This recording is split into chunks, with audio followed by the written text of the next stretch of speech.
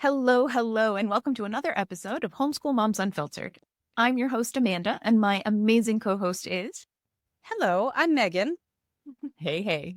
All right, so we are your source for messy, imperfect homeschool advice. So come tune in for solid but relatable advice that you can implement on your homeschool journey. Oh, truth. I do not have the energy to create a picture perfect persona to put out on the internet. And like to what end, right? I mean, so you can feel like crap when you don't measure up to my fake persona. I mean, what a world this has become, right? Yeah, I mean, it's true. And then the other thing here is, in addition to authenticity, you'll find progressive secular community here at Homeschool Moms Unfiltered. The root of homeschooling in the United States specifically is deeply religious, but there are more of us secular peeps around than you might realize. So, depending on where you live, you might have to turn over, let's be real, quite a few rocks to find your people. But there's definitely a large contingency of homeschoolers who believe that trans lives matter, that no human is illegal, and that teaching our kids to make good trouble is a key responsibility of our role as homeschool parents and caregivers. Yes, absolutely. So if you've been feeling like a fish out of water in the old school, traditional type homeschool community, welcome. You have found your people, and we are thrilled you are here. Yep. So today we're going to be talking about qualifications. Are you qualified to homeschool your own children? You might be asking yourself this if you're in the midst of a real self-doubt crisis, or you might be getting this kind of pushback from family and or friends, although I'd argue that they're not really friends if they would do that to you. But either way, that can rattle your confidence, right? It can be a big issue. So yeah. Yeah, no, that's so true. And look, easy spoiler alert, of course you're qualified to teach your kids. Okay, but we're going to dig into that a bit more in just a minute. But if you've been listening to us for a while, you know that we like to start off each of our episodes with a little recap of our respective weeks as part of that whole like keeping it real vibe, right? So how's your week been, Meagan? Very busy, but good. Right? I'm a little tired. If you're watching on video, it shows, I'm sure. But good. I loved your reference to Good Trouble earlier. Last week was the anniversary of John Lewis's passing. And so there were Good Trouble protests around the United States and some outside the US as well, in celebration of his legacy. So Amanda and I believe you protested, right? Yeah, And yep, we and did our we thing. went. We were in Palm Beach still visiting my parents. So it was the most low key protest I've ever seen in my entire life, where the crowd continuously heckled the speakers for not being able to hear them, no matter how loud they were, because it was the average age was up there.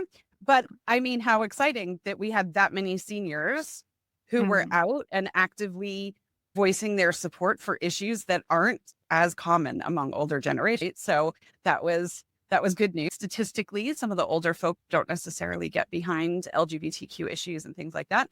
And that was happening. So that was beautiful. And then the very next day, we flew back to Portugal. So that was wonderful. We've been dying to get back here and settled in. I love our little apartment here. It's so much smaller than any of the houses that we've ever lived in, obviously, since it's an apartment in the city.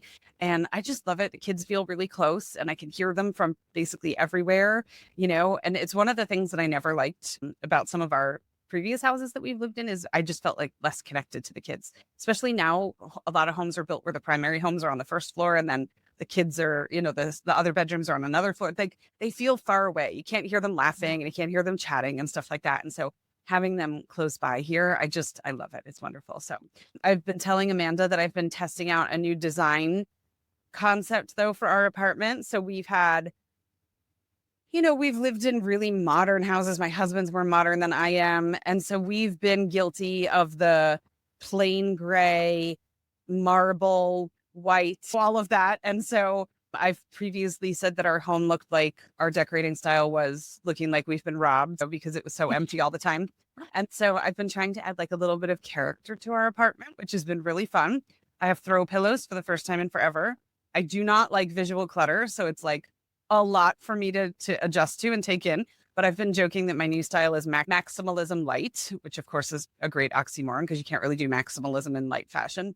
My daughter is like, I think that's just how regular people decorate their houses. Like, I don't think to give it its own name, but it's good. So we've just been kind of getting our apartment refreshed now that we're back and all that kind of stuff. And Thursday, my youngest kiddo and I fly to Berlin. He's playing in a Yu-Gi-Oh tournament next weekend in Berlin. So we're going for like 3-4 days.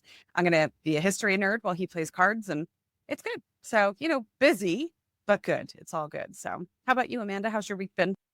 You've got a new Well, do. If you're watching on video, if you're not, you mhm. should check out Amanda's do. It's good.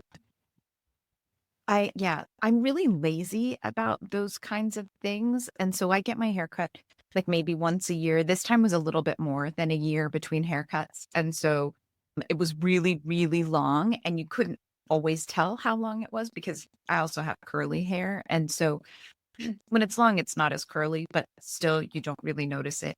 And yeah, I went in and she was like, "So do you want it like, how short do you want it? Like here?" And I was like, "No, keep going." And she's like, "Here?" I'm like, "No, keep going." She's like, "Just tell me how short." I'm like, just make sure that it's like a little longer than, like a little past my shoulder so I can actually pull it up if I need to. And so, yeah, it's like all super chopped off, which also means that the curls are like mass, right? Because now they don't have nearly as much weight. So they're really big and doing their thing. And I'm fine with that. It was many decades ago at this point that I embraced my curls and was like, they're going to do what they're going to do. And we're just going to let them.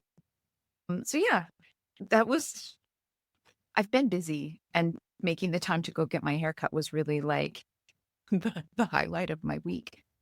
Yeah. It's just that thing, like there's so much. I'm sure most people are feeling that way, right? There's like just so much constantly. And yeah, I'm like, I don't have much to say. I'm holding on.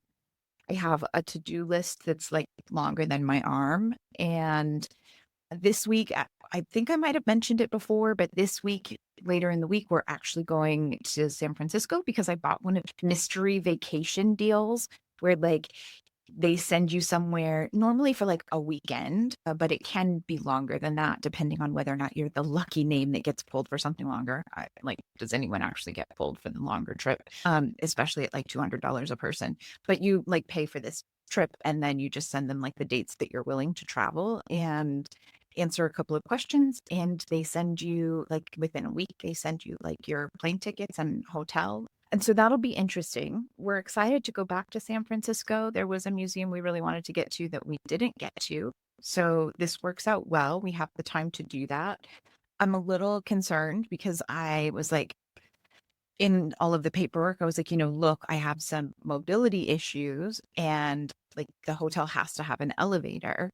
And they were like, "Oh, the hotel doesn't have an elevator, but we'll request for you to be on a lower floor." And I was like, "Well, a lower floor is not like that doesn't really fix the no elevator issue." And Yeah, that could but still be then like a second or third floor, which could kick your behind, especially, I mean, it will anyway, but then on top of like if you're carrying things or whatever too, it's like, woo, yeah, that's a lot. yeah, exactly. So there's that. And then the flip side is it's in San Francisco proper and we live in the city. We live like right in the city. I don't have a problem with living in the city, but we definitely make sure that we don't live on the first floor of the city because that's just not generally like the safest place. And since it's just me and my kiddo traveling, I'm like, I really hope they don't put us on the first floor because this particular hotel has some hotel rooms that are like motel, like first floor off the sidewalk. And I'm like, well, that's not any better. So I don't, we'll see. We'll see exactly what we end up with. We might be at the airport Hyatt where the trip is done. We'll see. Like the advantage of having a bunch of free night certificates just hanging out in my account. Like worst case scenario, we end up there. But yeah, so I'm doing my best to kind of like take care of the things I need to take care of, but conserve some energy so that we can have this little adventure later this week. I've always wanted to do one of those mystery vacations. I don't know if anyone listening is like, "Oh, I did one and it was amazing." I was really hoping that like it would be a great experience. And then I'd be able to justify paying for one of the international trips because I think that just sounds so fun for someone to like just plan a random international something that I just go and do. But yeah, we'll see. You'll find out. Well, I hope it's good. Have you ever done the cable car museum in San Francisco? Like where they show you all the police systems and everything? It's so cool. I have not. My significant other did it, and I don't know. I'm not sure if he took the kiddo or not. So maybe we'll make that our second day It's activity. We'll pretty see. cool. Yeah. It's I pretty think cool. last time, I think we stayed really close by and had planned to go, but then it was maybe closed. There was something that prevented us from being able to go. But yeah. Yeah. I feel like it was closed for refurbishment for a while there. Like they were doing something. I forget now, Mhm. but that's ringing a bell. Yeah. We live in a trolley city too. And so I was telling Amanda before we started, it's summer and we don't have air conditioning. So my window's open. And so you might hear the trolley, right? But I love the sound because it's slow moving, obviously, right? And it just kind of like trundles past and you hear like the ding ding. Like it's so cute. I can hear it at night when I'm in bed. I love it, but it might add a little background noise to the podcast. FYI. But it's not, it'll be a puddle on the floor by the time we're done. So pick one. Yeah. Yeah. Right. I mean, it's cool here. We have like, it's only 67 Fahrenheit right now, and it's supposed to be a high of 72. Like the May gray June gloom has definitely extended into no sky July. This is just one of those years that happens. I'm not necessarily unhappy about it. I'll put that out there. The cooler weather has definitely been nice, but I'm sure there are plenty of people who are like, where's the sun? Yes.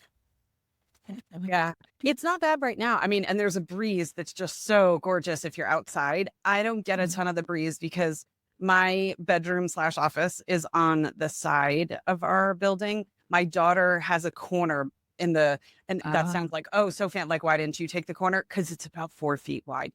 So it's really, really tiny, but she's got a corner. So she actually has two windows. So and there's buildings behind us, but we're taller than them. So she gets this gorgeous breeze that comes in off the river. And I do not. I get like a little bit of a breeze. So if you're outside, it's actually, I think, cooler than being inside right now because you get that nice breeze. But at night, it's like that at night. It's in the 60s and it's just lovely. But during the day, it can get a little bit on the warm side, but it's nothing terrible. Now, at the end of this week, it's supposed to go to like 97. I'll be like, okay, then. But it's okay. We'll survive. Well, that's one of the things, right? If you've never lived in the city, you probably don't realize how little breeze apartments and condos get because the way the cities are built with the roads, they kind of become like rivers themselves, the roads, and they really direct the wind straight down the road. But then the windows are, not actually getting anything because, the way it kind of all blows. So yeah, it's definitely hard. We have that a lot in our condo. We wouldn't get a great breeze anyway because we have courtyards on the front and back of our unit. We're lucky in that way. But yeah, a lot of times it's warmer inside the condo than it is outside. Yeah. But recording in the park would be a little challenging. So, here we are. I'll just keep drinking water. Ignore the people and the pets. Exactly. Yeah. All right. So today we're talking about whether or not you're qualified to homeschool your children. And there are some fundamental truths in this. And then there are some caveats is not really the right term, but there are some, like asterisks and like, hey, you can do this to help, right? On those things that you feel like a fish out of water. So I think the first point is you have been teaching your kiddo from the very beginning. You taught them how to nap and how to sleep. You have helped them learn to walk and talk. And if you're like me, you actively taught them to potty train. And if you're like Meagan, you're like, oh, that just happens. You taught them how to brush their teeth. You taught them how to like safely walk outside and cross the street. You taught them how to tie their shoes, maybe, unless you're our house. And then, you just never got shoelaces. I was just going to say, can we put a neurodivergence disclaimer on that one so that nobody walks away feeling like they have failed? Because that can definitely be a big factor. Yeah, exactly. No, we have there's no need for shoelaces in our home for any of us, actually, which is what made it for me like, well, why am I so concerned about being able to tie shoelaces? Like my husband and I, we do know how to tie our shoes if we needed, but we removed all shoelaces and that's just not a thing, right? But it's just that thing. You have done all of these things, and it's in your nature to want to teach your kiddo how to use silverware. You want to do these things for your kiddo, and that's no different than working on early emotional development, right? SEL skills and things that you would learn in a more traditional brick and mortar classroom, things like sharing, waiting your turn, naming big feeling. Those are all part of early education.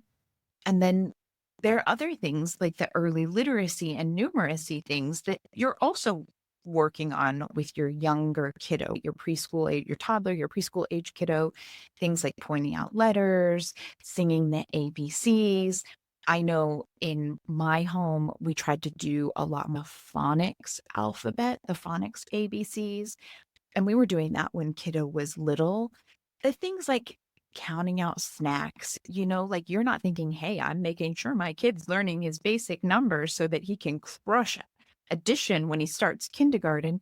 But you're still like, hey, can you hand me, four of these or, whatever it is. That's those kind of early numeracy skills that you're working on. Maybe you're practicing shapes or working on those kinds of things. I mean, I feel like every home in the United States and beyond, right, has one of those shape sorters. And you're like, the circle goes in this. I knew exactly where you were going as soon as you started, Oh. because there's a thing that I've seen online where it's this picture of people trying to shove this massive mattress into like a Honda Accord or something, right? And then like, this is why that toy was invented. These people need one. So as soon as I think of that toy now, that's all I can see is that picture. Their parents did not get them a plastic version of that toy or the wooden one if you're doing all Montessori and whatever, right? You skip the Melissa and Doug version as well as the Fisher Price version. But, I mean, the thing is, you did all of those things and you did not need a degree in early elementary or early child development, right? Like you just taught them life, like toddler life and family life and all of those skills. And you did not need a degree. And now that doesn't mean that there's anything wrong with the folks who have a degree in that, right? And who make that their life. Like, obviously, that's awesome. I've thought about it on more than one occasion, like, oh, maybe I'd like to, just because I like knowing that kind of stuff, right? There are people who really dig that, but there are tons and tons of people out there who teach these basic skills to toddlers and young kids, and they did not go to college and get a degree to do it. They just did it. And that's okay, right? Learning is not confined to a classroom. And for some reason, it's really easy for us to grasp this concept when they're little, right? Like, oh, of course, like what a 3 or a 4-year-old needs to know, like they don't have to learn it in a classroom. We understand that like learning is just embedded in living and life. But then somehow we have like this big disconnect, right? Where we feel like once they get a little older, like, whoa, I mean, like they don't like they have to learn more than that. And then on the other side of it, we're always like, kids these days are graduating high school with absolutely no life skills. Like, wait a minute. We know how to fix that. We teach them life skills while they're living. We teach these things, we model them, but it's hard, right? And, look, we've talked about it before. We will inevitably talk about it again, I'm sure, at some point. But the Industrial Revolution, it definitely changed the way that we looked at education. And now, look, I am super pro public education. I think it is a great, great thing that free quality education is available to the masses these days instead of just a very small group of elites, right? Like, I think that's a wonderful thing. But that does not change the fact that the Industrial Revolution changed what that looked like and the purpose of school and brick and mortar school specifically, right? And that's, if you're interested in that, there's tons of extra things you can read out there about that. But, the bottom line is you don't have to just learn in a classroom. Yeah, it's so true, right? I mean, if you look at the continuum of history, kids going to school en masse is brand new. It's like a blip in the continuum of history, which to your point made it elitist before and made it unattainable to a lot of people. But people were learning at home for hundreds and thousands of years before that. So it is possible. It's more than possible. It's amazing. But the push for public education as being the one and only way to be educated. It's just, it was so, so strong, and it became so culturally embedded so quickly that it was just whoosh, it was a lot, right? So yeah. The reality is, though, whether you have a teaching degree or you don't have a teaching degree, you have whatever your background in education is, it does not matter, because what it boils down to is that no one on this earth cares about the success of your child more than you do. And you might share that responsibility with a co-parent or a grandparent who parents along with you or something, but you are their person. So if you're here listening to this and listening to our other episode, we already know how much you love your kids and how dedicated you are to your kids, that you want to grow into this role as a homeschool parent. No one is going to care more about their academic success, their emotional well-being, their social strides than you are. And that's not to say that there are not amazing, amazing teachers in traditional classrooms. There are. There's also ones that aren't amazing, but there's tons of amazing teachers in classrooms, right? So I'm not saying those people do not care about your children. They would not be doing that job if they did not care about children, right? They're not making any money. So they get crapped on by society. It's horrendous. So they are clearly there because they love your kids. They don't love your kids as much as you do. It's just, it's not possible. So you can personalize your decisions. You can individualize it. The personal investment that you can put into, whether you have one kid, whether you have 5 kids, you don't have 30, right? Which a teacher does in their classroom, 20, 30 kids. So there's no one that can get down to the nitty gritty and can sense the intuitive needs of the children better than you can when they're yours. It's amazing. The other thing too that you can do is you can pivot. Schools, as much as teachers try to, and many of them have the skill set to do it, they either don't have the freedom to do it through their administration, or they just can't. If they've got 20 or 30 kids, it's hard to steer a ship that big. So they can't personalize something or pivot when something's not working. You can pivot. You can literally, I mean, I've done it, right? You've probably done it too, Amanda. You're like laying in bed at night going, we're like really off course. There's something very wrong happening here. Something needs to change. And you sit and you go, what if we did this? Well, that wouldn't work because of this. What if we did that? Well, we could try this. And you could just completely turn something on its head and try something different to see if it works better. A teacher can't do that. The school system can't do that. There's too much red tape. There's too many other kids. It just doesn't work the same way. So, it's like those stories that you see where a parent lifts a car off their child or something, right? It's like parents have this superhuman strength when it comes to doing whatever needs to be done for their kids. And that does not stop at education. So it is definitely possible. Well, yeah, no, I mean, it's so true. And it's that thing, right? When you have so many students that you're working with, you can't pivot for each student. What you do has to work for the class as a whole. And that kind of goes into our next point, right? So the next point is that there's this myth of the perfect certified teacher. And, there's absolutely education you can do. There's certifications you can do. There's continuing education that happens. And all of those things are great and wonderful. And we'll talk about later how they do benefit you as a homeschooling parent. But the reality is, first off, a lot of teachers, what they learn the most or that they take away the most from their education is classroom management. How do you manage and teach 20, 30, sometimes up to 35 kids in a single classroom when you have a limited amount of time to teach a very specific thing? And while in that environment, classroom management is hugely important, it's not going to teach them the skills that they actually need, right? That's not teaching them phonics. That's not teaching them, numerical literacy or any of those kinds of things. That's managing a massive horde of kids and trying to keep them like doing what they're supposed to be doing and generally moving in the right direction. Whereas when you do it at home, it's essentially one-on-one lessons. And we all know that a one-on-one lesson, you get so much more in a much shorter period of time, right? Another thing that is just a reality, right, is that teachers, especially brick and mortar teachers, The quality varies widely for a lot of reasons, right? There are absolutely amazing teachers out there. I know some. I happily follow many on social media. I was lucky enough to have some amazing teachers when I was growing up. But I also had some really bad teachers when I was growing up.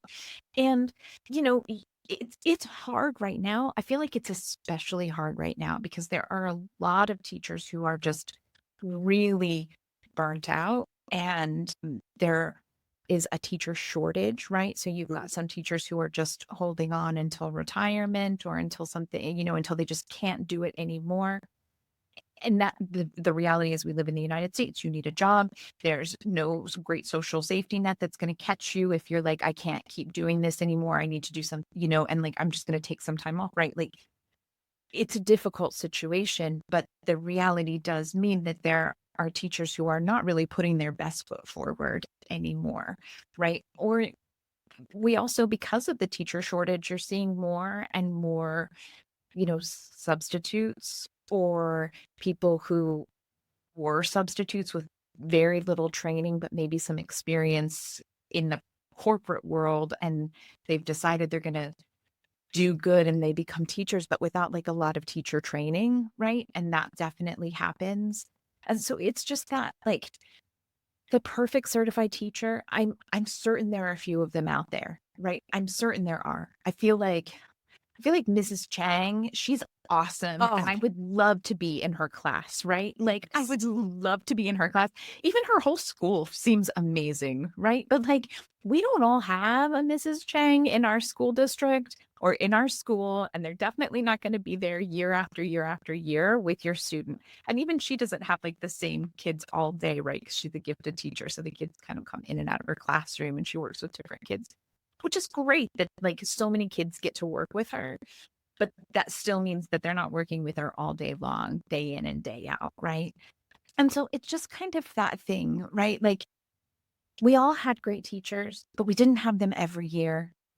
We didn't necessarily have them for every subject, depending on the age that we were in. We definitely had real shit teachers for some subjects and some years. I had a teacher that used to make me take nap time behind the piano away from everyone else. Like, you don't want that. Like, these are not the things you want to set up for your child. And the other thing too is like no parent stops and thinks like, am I qualified to advocate for my kid? Like, I don't think I'm going to stand up for them because like I didn't go to college to be a lawyer or an advocate, So like, I'm just not gonna like, I'm not gonna take any courses. I'm not gonna read up on this. I'm just gonna be like, man, I didn't go to college to advocate. So that's all there is to it, right? I Like guess my kid's out of luck.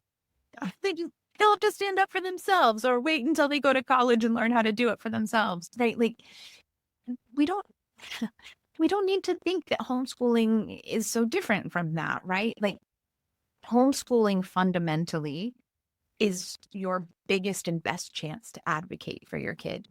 It is your chance to completely differentiate for them and their specific needs, whatever those are, whether they're educational, developmental, behavioral, just whatever, medically, like truly, homeschooling is your chance to differentiate. And we're going to talk about it more in the second half of the episode, but you don't have to do it on your own, right? Just because you're homeschooling, you are qualified to homeschool your child. You're qualified to make these decisions, but you don't have to do it on your own.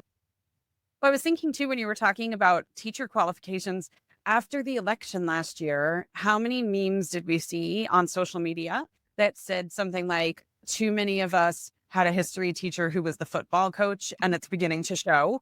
Right.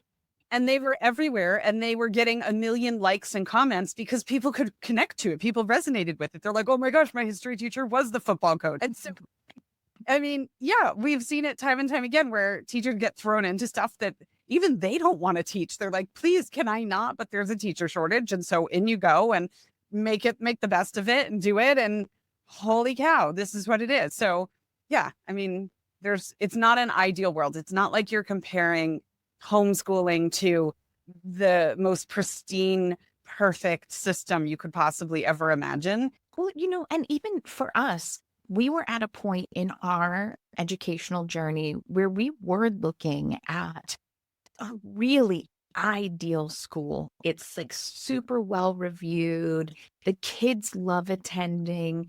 The campus is beautiful, especially for a city campus.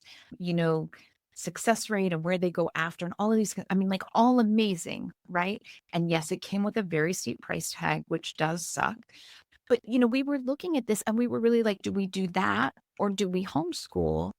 And in the end, we decided, like, let's try homeschooling because of the really big price tag for this.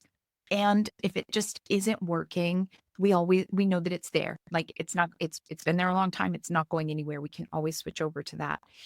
And we pretty quickly realized, the in homeschooling, the ability, again, that idea that like we can differentiate and give our kiddo exactly what he needs in all of these different places.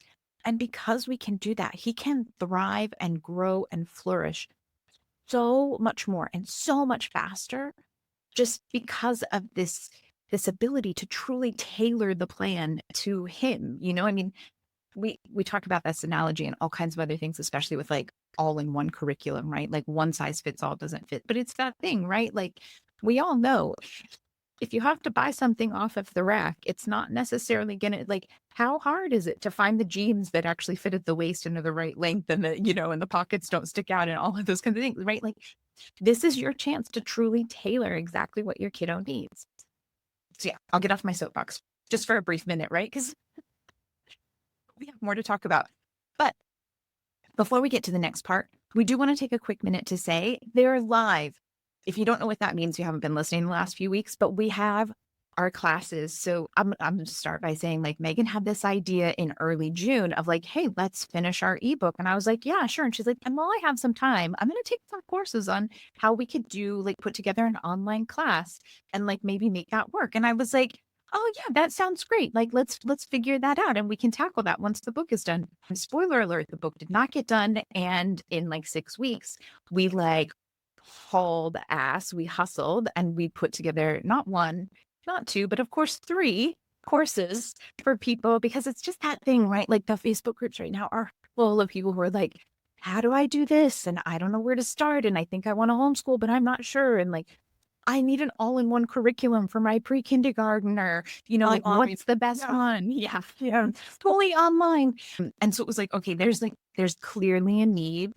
It's not going away, especially with like all of the Department of Education funding cuts and a lot of the other just insanity that's happening in the world right now. So we have courses. We have 3 right now. Megan's got a huge list of ones she wants to continue building. So I'm sure there'll be more down the road. But you can find the links here. You can find them on our social media. You can find them from our website. We have one super great like intro homeschooling 101, the no panic boot camp. So if you've been feeling like just overwhelmed, you're not sure where to start. Or if you have been like lightly homeschooling or you've been doing something and you're feeling like, oh, this isn't really working anymore and we need to course correct, but I don't really know the best way to course correct. This is a perfect one. The goal is just to help you go from like feeling kind of stressed and overwhelmed to like really focused. This is why we're homeschooling. This is how we want to move forward. And this is how we're going to do it. And all of our courses come with like workbooks to help you work through that and activities to think through like what you want, right? This is not about us telling you like, you have to do this and then you do this and then you do this and you buy this curriculum or you have to be unschooling because that's how Meagan does it. Like none of it is like that. It's all about like asking the questions, working through some things and like really thinking about what you want in your homeschool journey. Then we also have one that's called Preschool and Kindergarten Reimagined. And that's this idea of like, let's look at the evidence, let's look at the research and make sure that we are starting kids off on the best foot. So often I just saw a post that someone was like, oh, we've been homeschooling for years. And then they're like, and my kids are all 5 and under. And I was like, no. So yeah, if you want to do what's best for your kiddos, that's a great one to start with, that like preschool and kindergarten reimagined. And then it was big. It was a lot of work. We got it done. It's long, right? Because again, we're not trying to say like, take this course and take this course and take this course. There's loads of recommendations of places to start and how to research and how to evaluate your own stuff. But we have a smart guide to curriculum planning. And so excellent if you do want to use curriculum and you're just not entirely sure where to start. We definitely focus on secular options and then looking at which ones align with different learning styles and philosophies and things like that. So I think they're awesome. They're all really affordable, like less than going out to lunch with a friend these days, affordable. Like truly, even our most expensive one is less than an entree at the average restaurant these days because hello, going out to eat is expensive now. Oh, it's insane, isn't it? Yeah, it is. So definitely check them out. Give them a look. Yeah, absolutely. It's exciting, right? So we'll link them in the show notes below, and we'll get all that stuff sorted out for you. But yeah, it's exciting. It was a huge undertaking, but we did it. So we've done it. And for the record, there will be no more 10-hour days out of me for a very long time. Okay. Like it'll be a little while before we launch anything else quite so big. Yeah, I'm with you on that.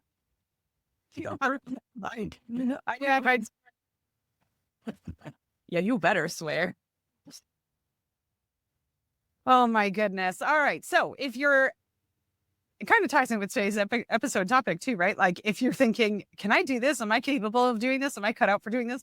The courses literally are a step-by-step of starting with here's how to find your laws. Here's how to everything, right? Here's how to pick a curriculum. There's spreadsheets that you can log curriculum on that are like the ones Amanda uses. I mean, she's given you like the secret sauce recipe. It's there. So it's good. But yeah. So we were talking before the break about the requirements to teach in public school. I have one. So we were talking before the break about public school and what it is and what it isn't. And yes, there's a definite need for it. Obviously, it needs to exist and all of that. Is it perfect? No, it's not perfect. Most things aren't perfect, but it's like, no, really not perfect, right? It's got some issues and it's only going to get worse without a Department of Education. So that's not good. So yeah, but the reality is like, what are the requirements to teach in the public school system? I'm homeschooling my kids. I do not have a teaching degree. I have a business degree. I do have experience teaching in the adult world and corporate world, which is very, very different. It's super different, but I do not have a teaching degree. I get emails pretty often because our residency is in Florida, inviting me to job fairs to teach in the Florida public school system. Not because I have any sort of teaching. I'm not on a list of like, I don't have a teaching certificate. I don't have a degree that they could have searched. I did go to a Florida university, but I didn't get a teaching degree. So there's no way that I got put on this list because I have the credentials that they're looking for. I got put on this list because I am a human. I have a pulse. Well, and sadly, because you do have the credential they're looking for, which is at a bare minimum, a 4-year degree. If you have a 4-year degree, you can take this 6-month thing and you can be a certified teacher. I'm like, whoa, really? Okay. That's it, right? Me with my business degree, I should be teaching middle school. Okay. I feel very, very qualified for that, right? So, I mean, yeah, all the emails say no experience necessary. Apply today. Show up at this job fair. I mean, you have to have a pulse to show up at these job fairs and teach in the state of Florida. And my kids, in the very brief period that they went to school in the state of Florida. They had some amazing teachers. They had some really not amazing teachers. They had some loving teachers. They had some that were there doing their thing. They weren't mean, but they also weren't what I'd want my kids to be surrounded by for 6 hours a day, right? Like that energy level. So I am familiar with Florida school system and I don't think so. Yeah, I mean, Texas allows people to teach with just a high school diploma in certain charter schools and under substitute or emergency provisions. Well, guess what? The entire state of Texas is an emergency provision because we lived there during COVID. And so at the end of that, we moved out of Texas in 2022, and there was a mass exodus of teachers from the school system. So guess what? The emergency provision is very real and very permanent and very everyday, right? It's not as much of an emergency as you would think, right? You can teach in Arizona without a bachelor's degree as long as you are pursuing one. I mean, you could take 1 credit online every semester for eternity and teach in the Arizona school system. So yeah. Mississippi and Missouri will allow you to teach under emergency licenses. Again, just getting adults in the classroom. They do not need any formal teaching experience to get an emergency license. So, yeah, the bar is not terribly high. My kids have had amazing teachers who have bachelors, who have master's degrees, who, read up and who do all this stuff, and they're amazing. They're not all amazing. So, if you're looking at the lowest common denominator, you are ahead of the lowest common denominator. You are qualified. You could go get a job in any of these states teaching in the public school system today. So, why would you not be able to teach your own children? No, I mean, that's it, right? Like, there are great teachers again, and if you've listened to us for any period of time, like we're totally pro teachers, right? Hmm. Like we do lots of stuff. I know in our own home, we definitely support our local zoned school, and we help donate books to the library, and we help with fundraisers. And I feel like I'm always, doing those like teacher wish lists because they have to fill their own classroom, right? Like you need books and basic supplies because you don't make enough money to pay for it yourself. I just actually saw like a meme that was like, we don't ask pilots to pay for their own gas. We don't, like, why do we ask teachers to pay for their own classroom supplies and Yep. materials? And it's like, it's totally true. And we, we're super pro teacher, but it's also important to know that there's a real crisis when it comes to teachers right now. There are not enough teachers. Most schools are really struggling to fill all of their places, their spots, and teacher pay, even in the districts that pay well, right? Like I know in our local school district, people are always like, oh, they pay so well. It starts at 50,000 a year. That's great. But affordable income, like low income housing for one person starts at 70,000, like that's Right. so like they still don't make enough to get out of low income housing. Like that's not really like It's not okay. yeah, like there's some real struggles there. And because of that, right? Like a lot of people do use the public school system and they need adults, they need grown-ups in classrooms, whether they're really teaching the kids well or not. They need them Hmm. there to supervise. So, of course, you can teach your kids that well and better, Yeah. right? And better. And that brings us kind of like I've been sort of mentioning it and referencing it, but you do not have to know everything. There are things that you can teach, and there are curriculums you can buy. I have 100%, I'm a huge, because I'm a big curriculum person and I use curriculum a lot.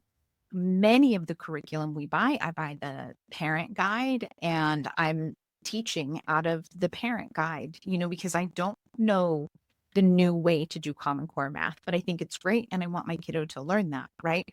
I don't know the kind of history that I should. I have learned way more about real history and, global history than I did at any point growing up through all, you know, 12, 13 years of public education.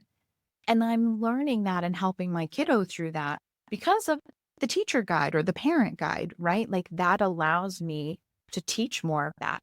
But then beyond that, you can completely outsource to professionals who are passionate about these things and love them. And like, hello, talk about a wonderful gift you can give your child. Give them the chance to learn music from a professional musician. Hmm. I'm not knocking music teachers. They are there because they love it. But you tell me if your kiddo is going to be more excited learning from their music teacher in elementary school or middle school, or from like someone who they can go and like download one of their songs and listen to it and then like do voice lessons or, an instrument lesson with them. Like that's amazing. Or, I mean, I was just randomly looking today at the number of people who are doctors, right? They have their PhDs and they're teaching different types of SEL classes online. Like you can have regular teachers in the classroom, like muddling through social emotional learning skills with Hmm. your kiddos, or like the school counselor coming in once a month to each classroom and like trying to do these things. Or you can go to someone who has a PhD and is like, I love teaching kids about resilience and, like emotional skills. And I'm going to offer this class online. Like, it's not like, it shouldn't be No that hard to contest. decide. Yeah. Like, which one? Exactly. Yeah. I mean, even like my youngest kid plays chess online in class, in structured class setups. Sometimes it's more tournament based, and then sometimes it's theory based, and they're learning plays and they're learning strategies and stuff like that, right? But the people that he takes class with, all they teach is chess.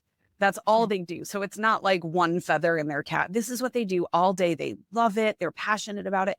And I can't hear them because my kid's taking class with headphones on, but I can hear how excited my kid is. And it's being mirrored, and he's not a super excitable kid on his own, where he's going to sit there, there's going to be a limp rag on the other side of the screen and he's going to be like, this is amazing. He's an empath. He's going to pick up on that energy. So yeah, I mean, it's a different world when you get to kind of hand select those resources and find those things, which is nice.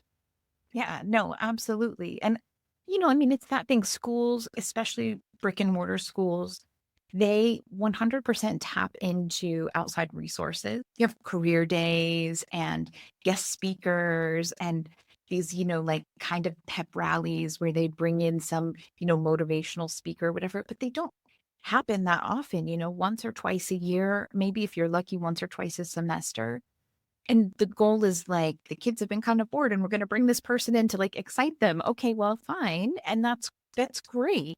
But if you can excite your kid and energize them on like a regular basis, because almost every week they're in class with someone who is equally as passionate about X, Y, or Z, like Huge.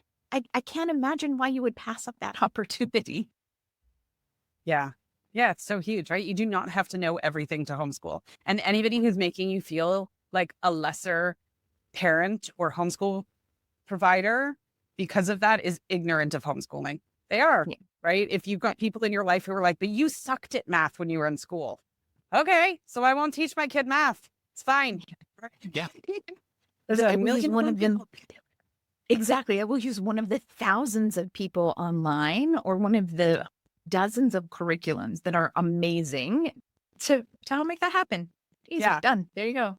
Well, and like the reality is, okay, I sucked at math, presumably in a traditional school environment. So clearly that wasn't the solution to being amazing at everything anyway, right? There is It that. is possible to show up there 6 hours a day, 180 days a year, and still not know crap about math by the time you're done. So Yeah. you can do it differently. You don't have to follow that same path that did not teach you math, or that did Yep. not. They taught you math. It just didn't sink in because the way it was taught potentially didn't work. But anyway, I digress. So yeah, you just need to facilitate. You don't need to know everything under the sun. It's all good. All right. We have a little bit more. We want to talk about what homeschooling looks like compared to what your day-to-day might look like now, especially if your kiddo's in a brick and mortar school, and how that fits in with this. But beforehand, we'd love to invite you over to our Patreon community. We have weekly live meetings. Our book club is kicking off there in September, which we're super excited about. We're going to be doing a book about AI that we're really keen to have some solid discussion around. Whether you love AI or you hate AI or you're petrified of it, it's not going anywhere. So we might as well talk about it and figure out how we need to prepare our kids for this world where AI is becoming more and more saturated. So yeah, we have meetings over there. We have socials. It's a kind place. You can come with questions. You can show up for our homeschool Q&A and just be like, I'm lost. I have these 3 math curriculums and I can't pick between them. Can someone please talk through this with me? I need somebody to just listen to me brain dump and help me sort out the confusion of knots in my brain. That's what we do. So yeah, come. We try to make it, again, like Amanda said before, super affordable. We know that most people homeschooling aren't sitting there just on buckets of cash. So we try to make everything we do super affordable, that if you come to our live meeting throughout the month, I think it works out to like $4 a meeting or something like that, which for an hour of personalized homeschool attention, in my mind, well worth it. So I'm just saying, I would have loved this when I was new. I mean, I was catching information at the park and being like, do you mind if I ask this? Do you mind if I ask that? And you feel like you're being a pain sometimes because you're asking like 10,000 questions. Come, bring your 10,000 questions. That's what we do. We love it when questions come in. So we're happy campers. And then we just have chat channels that run all the time. So you don't even have to wait for a live meeting, or if live meetings aren't your jam, you can totally pop it into a chat and just be like, can somebody please help me right now? It's a really kind, supportive community, and we would be happy to help you right now. So we're as close to right now as we get our notifications. Yeah, no, there's that. And then even beyond that, there's a totally free level, right? Like you don't have to pay anything. You don't have to, there's no like, it's a totally free level that you sign up for. And then, you get certain notifications about things, but we do like a monthly newsletter there that gives you all the details about like what our unit study is and some of the things that are going to be coming up in the podcast in the coming month and a little bit of behind the scenes stuff, like what we're reading and things like that. But it's just like a great roundup. And anyone who signs up, even as a 100% free member, gets that each month. So, come over and join, right? There's no pressure. Like, obviously, we would love for you to join at one of the membership levels and get the free resources and things like that, get the unit study each month and all of those extra things that come with it. But if that's not where you're at right now and you're like, oh, I want more, but I just spent way too much on a bunch of curriculum because it started the new school year. We're like, oh, we're planning our Christmas family vacation, our holiday trip, and like there's no extra money to be squeezed out of this stone. Like there's a free option. It's totally free. So come and at least join it and get plugged in with the community. Yeah, I love that. Excellent. All right. So our last thought of the day is if you have a kiddo who's in brick and mortar school and you're contemplating homeschooling and you're thinking, there is no way I can spend 24/7 with this kid. There is no way that I can homeschool this kid. Homework every day makes me want to stick nails under my fingernails.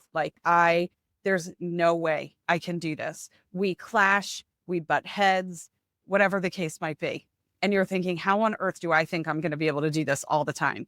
And there's no guilt in saying, like, school is my break, right? When they go to school, because maybe you have a really high demand, high energy, high kiddo, right? Like all of it. It's just an extreme situation. We've talked about this before when we've talked about neurodivergence, especially, and how some kids are extra. Amanda and I each have kids that are extra in their own ways. And so, yeah, I get it.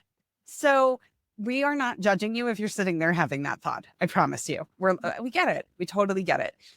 The one thing that I would love to say is the kid that you pull out of school today, the kid that is too much, that is anxious, defiant, withdrawn, angry, clingy, perfectionist, whatever it is, that kid is not the kid you will be homeschooling. That child is a product of the environment that they are in that is likely not a fit. I mean, think about like the worst job you've ever had where you show up every day. I think of that movie Office Space, right? Where they like drag themselves into work every day. And I mean, I had a corporate job for 10 years. I cried under my desk more times than I can tell you. And all I tried to do was plot my escape. I mean, it was like a permanent situation, was me just trying to plot my escape out of that place. Or think about you're in a previous relationship that was not a good relationship. Are you your best self when you're in a job you hate or a relationship that's toxic? No, you look back on that person and you think, oh my gosh, look at the change in me from then till now. Your kid will be the same. When you leave that school environment, when you take the necessary time to de-school, which we cover a ton in that Homeschool 101 class, and there's worksheets on how to do it and all that kind of stuff. When you decompress, when you detoxify from that environment, from that situation, you will see it's like onion layers peeling off of your kid, right? All of this stuff that's causing them to be anxious, to be angry, to be willful, to be this, to be that. I mean, if homework clash is one of your thoughts, like, oh, I can't homeschool because of homework clash, do you want to go somewhere and sit down for 6 hours a day and then come home and do more work that's associated with the place that you just sat for 6 hours a day? Like, no one wants to do that. It's awesome. Now that you're done, go home and do and work more for free. None of us, that's not like, oh, yes, that's the job that I want. Thank you very much. Like, no, it's horrible for them. Homeschooling is not a packet of worksheets. If it is, come talk to us. Homeschooling is not a packet of worksheets. Okay. So homeschooling can heal your child, heal your relationship with your child. You need to take a break. You will be homeschooling a different person than the stressed out, whatever, whether it's angry, whatever it is, whatever your child is today in school, they will not be that thing at home. They will be a different version. I'm not saying your child will be an ideal cherub, right? They're still kids. They're still going to you're going to spend time together. You're going to get on each other's nerves from time to time. It's not like, oh, perfect, perfect all day long, but it will be an entirely different, the crucible flame will be lowered so much that it will be a completely different situation. Yeah, look, and I adore my kiddo. Like I think he's amazing. I think he's an amazing human. I'm super excited to see the person he's turning into. Like I truly adore my kiddo and I adore drop-off days.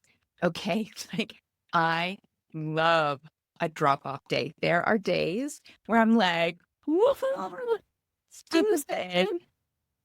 Yeah, have fun. I will see you in 5 hours. I need that break, right?